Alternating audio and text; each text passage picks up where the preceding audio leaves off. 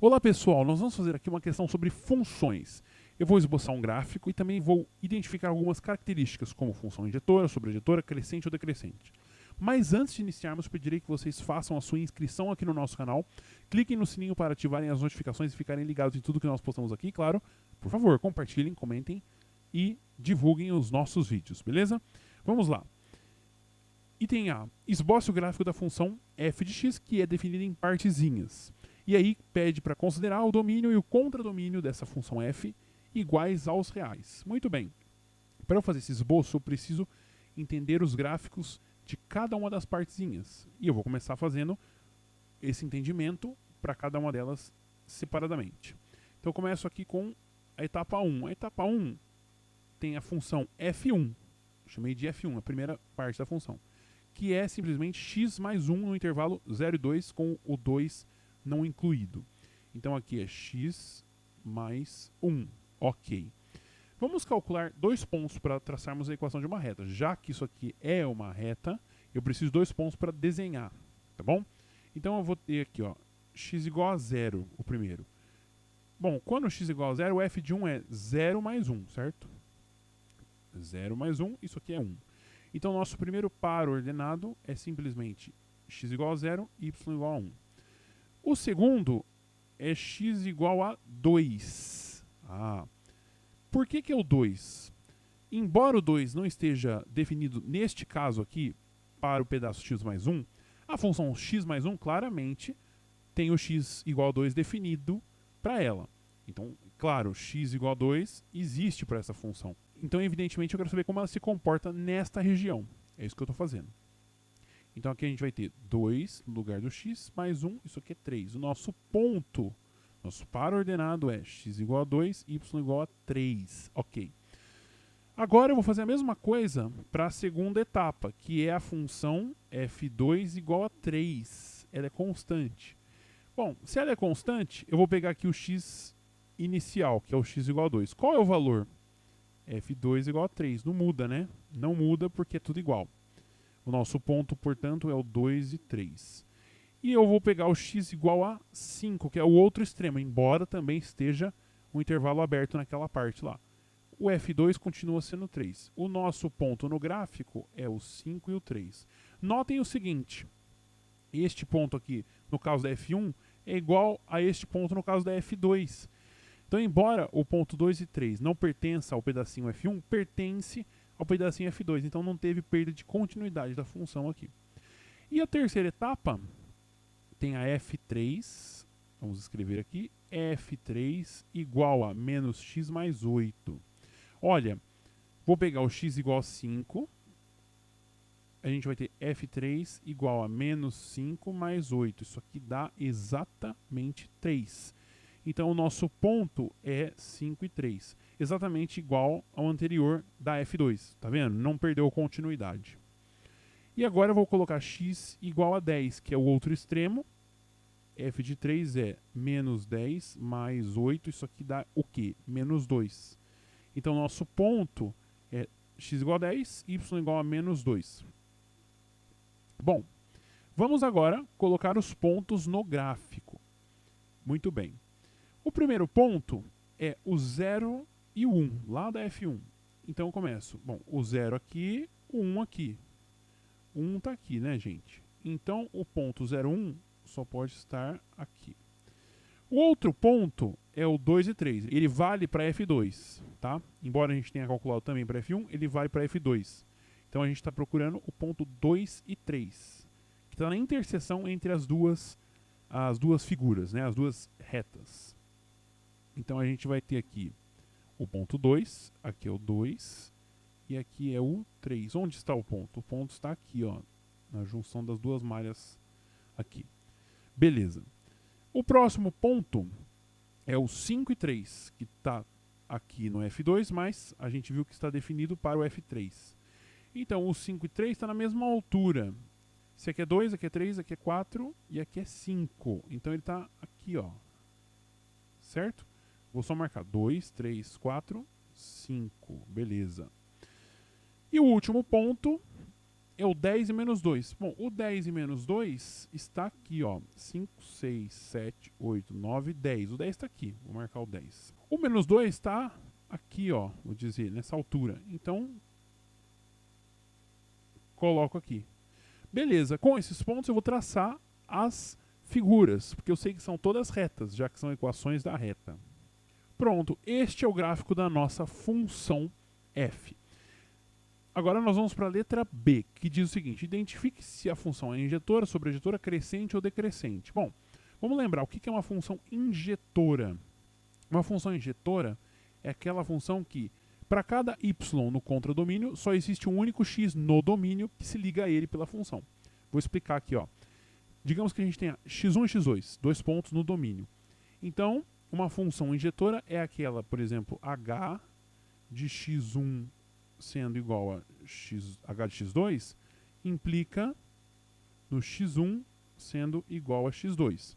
Bom, eu preciso saber se os pedacinhos também são injetores para tentar identificar aí se a função toda é injetora. No caso da f1, eu sei que ela é injetora e vou provar. Bom, digamos que a gente tem aqui f1 de x1 igual a f1 de x2. Escreva estas expressões na forma da lei da função. Então isso aqui é x1 mais 1 igual a x2 mais 1. Bom, eu vou subtrair 1 dos dois lados e vou chegar à conclusão de que o x1 é igual a x2. Evidentemente, né, se x1 mais 1 é igual a x2 mais 1, é óbvio que x1 é igual a x2, certo? Não tem jeito. Então, o pedacinho f1, ele é uma função injetora. O caso do f3 também, porque é a mesma coisa, uma equação da reta com o coeficiente angular diferente de zero. Então, a gente tem, por exemplo, f3 de x1 igual a f3 de x2. Vamos dizer que isso seja verdade. Transformamos na lei da função. Fica menos x1 mais 8 igual a menos x2 mais 8. E o que acontece? Bom, eu subtraio 8 dos dois lados.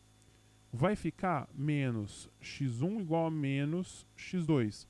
E aí eu multiplico tudo por menos 1. Fica x1 igual a x2. Pronto, cheguei à conclusão de que a função é injetora. Porque se f de 3 de x1 é igual a f de 3 de x2, isso implica em x1 igual a x2. Pronto, isso é injetividade. Agora, olha só. A do meio já não é injetora. Por quê? Imagine que eu pego aqui o número 3. Bom, eu vou acompanhando aqui. O 3 tem imagem em 3. Então esse ponto aqui é o 3, 3. Agora pegue o 4. Olha só, o 4 também é imagem 3. Então aqui é 4, 3. Minha gente, o que acontece? Ela não é injetora, porque você tem a F2 de 3 é igual a F2 de 4.